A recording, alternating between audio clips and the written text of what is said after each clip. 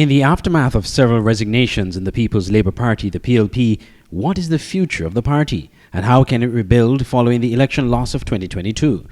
Political analyst Peter Wickham believes the party must seek to rebuild without current leader and co-founder Dr. Timothy Harris. Reality is that the PLP is now about Dr. Harris. He is the PLP's main asset and is essentially an extension of his persona. So if I were asked what the PLP needs to do, is that it needs to build out a party structure that is not just an attachment to Prime Minister Harris, former Prime Minister Harris. I think it needs to work on that. It needs to work on new candidates that are interested in doing the hard work that will take them back into office if necessary. I think they need to work on what they stand for philosophically, because I think that is also an important question so that persons know what the PLP stands for.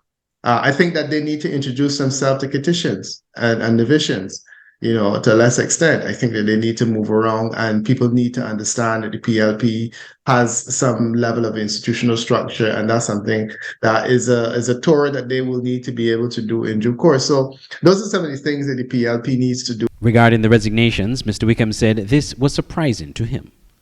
Yeah, I think the Byron Nisbet was perhaps not a huge surprise, but some of the others were surprising. And it's fairly clear that the Labour Party is having some challenges. I don't think it's possible to deny that they're having challenges, and that's clear. Let's remember that the People's Labour Party had an interesting development in that most of their growth took place while they were in office, and they were fortunate to have been able to win the leadership of the country. Which ultimately gave the leader of the PLP considerable power.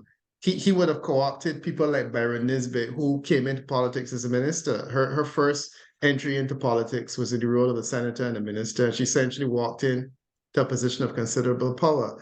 When a person like that is faced with the reality of life outside of parliament and outside of a ministry, it's very different. And I think that the shock of that is probably what a lot of those persons within the PLP are dealing with. Winning government is hard and it's an uphill battle.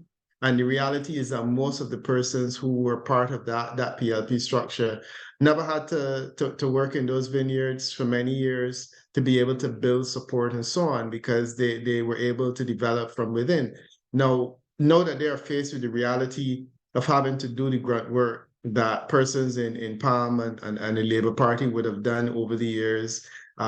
It's a very different environment. The party's deputy leader, Akila Byron Nisbet, party chairman Warren Thompson, and candidates Andrew Talbot Bass and Nubian Greo all resigned from the party last month in quick succession, prompting some to wonder about the future of the party.